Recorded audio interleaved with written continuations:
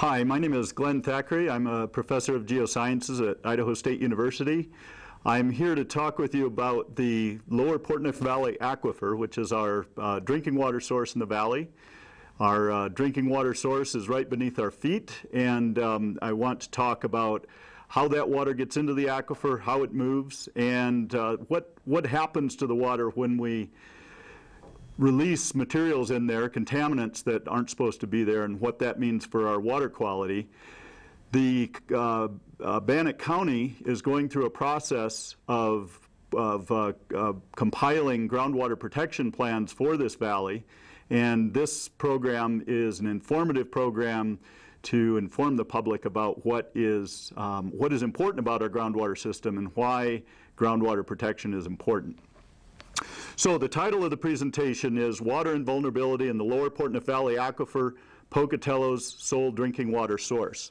And this is based around a series of slides. These slides come from various sources, and we do know a lot about our drinking water source in the valley, and this information is the best we have. If we look into the Portneuf Valley from the northwest, we're looking straight down into the valley towards Scout Mountain. Scout Mountain is at the top center here. In the lower right is the Simplot plant and the former FMC site. And then we see the city of Pocatello, city of Chubbuck, off on the bottom here. And what's very important to realize is that Pocatello gets its drinking water from the ground, from under the ground, from groundwater. We don't drink the Snake River. We don't drink the Portneuf River. Our water is from the aquifer beneath the ground.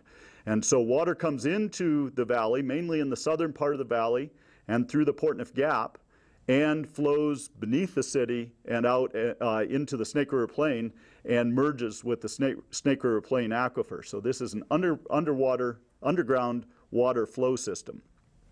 And so everything we do in Pocatello, we live on our drinking water source. We farm a little bit on our drinking water source. We recreate on our drinking water source. We have factories and railroads, and we work on our drinking water source. And it's very important to realize that that's where our water comes from.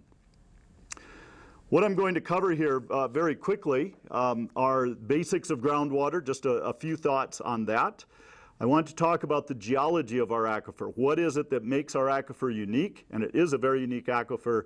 And what it is about that geology that makes the aquifer vulnerable to contamination and depletion. I'll talk briefly about water recharge and water availability, where the water comes into the aquifer and how much we take out versus how much goes in. And then mainly, I'll talk about water quality and contamination issues.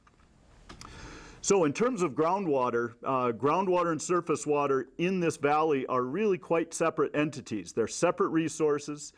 They have separate issues. The surface water contamination is important. There's a lot of sediment in the Portneuf River and so forth, but that's not what I'm going to talk about here. This is all about the groundwater system, which has very minimal linkages with the surface water system, meaning with the rivers and streams.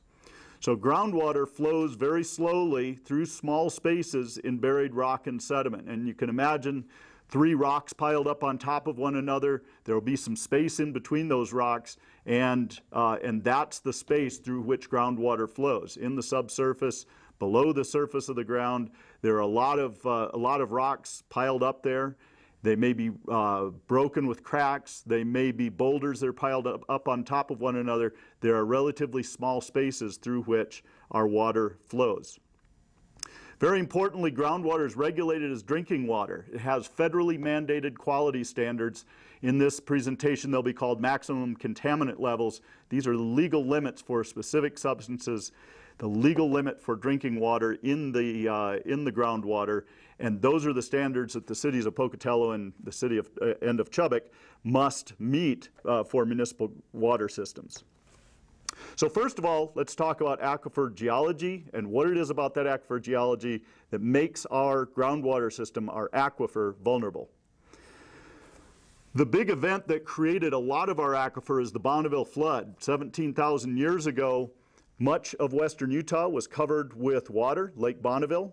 That lake was impounded behind a gravel dam at Red Rock Pass down near Preston, Idaho, very southeasternmost Idaho. And about 17,000 years ago, that dam broke and a very large flood came up in this image down here. Here's Red Rock Pass.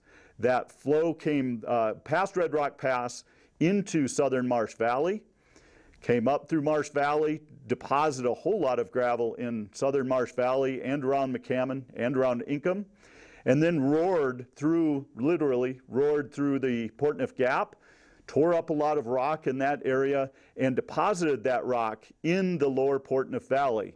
That is what a lot of our aquifer is made of, and this gray mass in the upper left of this image is what that flood gravel called the Machad gravels locally.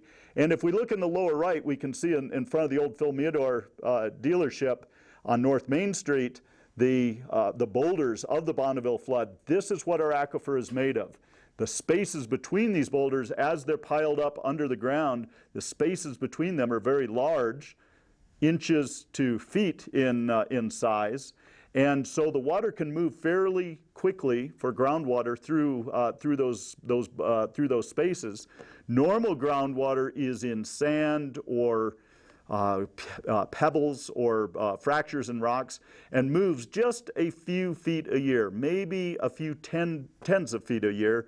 In the Portneuf Valley, because of those big spaces between the boulders, the water can move the entire length of the valley in a year or two. So our water flows very quickly.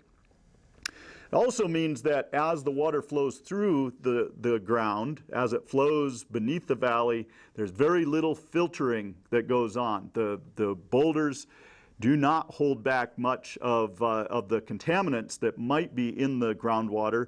And so in a sandy aquifer, we would have a lot of filtering. The water would move slowly, but it would be filtered.